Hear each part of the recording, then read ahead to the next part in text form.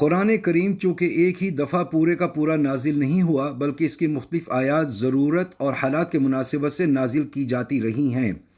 اس لیے عہد رسالت میں یہ ممکن نہیں تھا کہ شروع ہی سے اسے کتابی شکل میں لکھ کر محفوظ کر لیا جائے۔ چنانچہ ابتدائی اسلام میں قرآن کریم کی حفاظت کے لیے سب سے زیادہ زور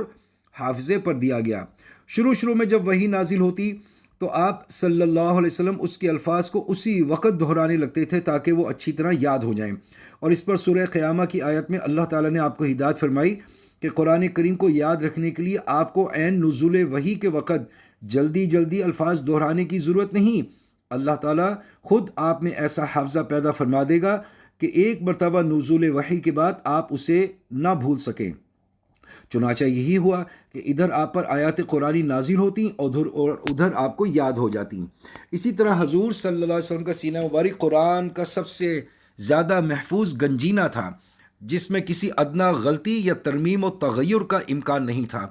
پھر آپ صلی اللہ علیہ وسلم مزید احتیاط کے طور پر ہر سال رمضان کے مہینے میں حضرت جبرائیل علیہ السلام کو قرآن سنایا کرتے تھے، اور جس سال آپ صلی اللہ علیہ وسلم اس دنیا سے رخصت ہوئے اس سال آپ نے 2 مرتبہ حضرت جبرائیل امین علیہ السلام کے ساتھ دور کیا۔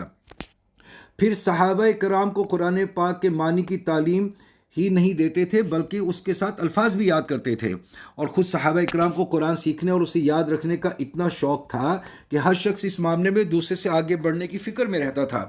بعض عورتوں نے تو اپنے شوہروں سے سوائے اس کے کوئی مہر طلب نہیں کیا کہ وہ انہیں قرآن پاک کی تعلیم دیں گے۔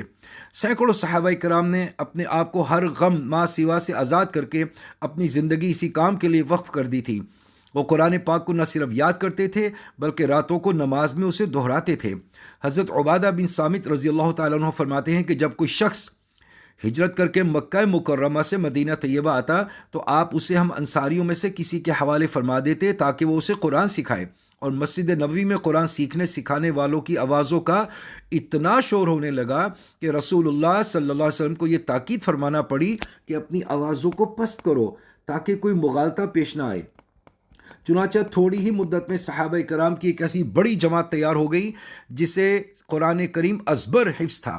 اس جماعت میں خلفائے راشدین کے علاوہ حضرت طلحہ، حضرت سعد، حضرت ابن مسعود، حضرت حذیفہ بن یمان، حضرت سالم مولا ابن ابی حذیفہ، حضرت ابو حریرہ، حضرت عبداللہ بن عمر، حضرت عبداللہ بن عباس، حضرت عمر بن عاص، حضرت عبداللہ بن عمر، حضرت معاویہ، حضرت عبداللہ بن زبیر، حضرت عبداللہ بن سائب، حضرت اماں جی عائشہ، حضرت حفصہ، حضرت ام سلمہ رضوان اللہ علیہم اجمعین وغیرہ بطور خاص قابل ذکر ہیں۔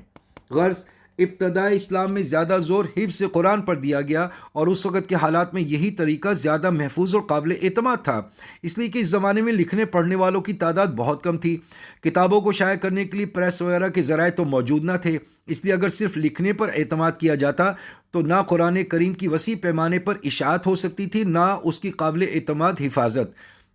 اس کے بجائے اللہ تعالیٰ نے اہل عرب کے حافظی کو ایسی قوت عطا فرما دی تھی کہ ایک شخص ہزاروں اشعار کا حافظ ہوتا تھا، اور معمولی دیہاتیوں کو اپنے اور اپنے خاندانوں ہی کے نہیں بلکہ ان کے گھوڑوں تک کے نسب نامے یاد تھے۔ اس لیے قرآن کریم کی حفاظت میں اسی قوت حافظہ سے کام لیا گیا، اور اس کے ذریعے قرآن کریم کی آیات اور صورتیں عرب کے گوشے گوشے میں پہنچ گئیں۔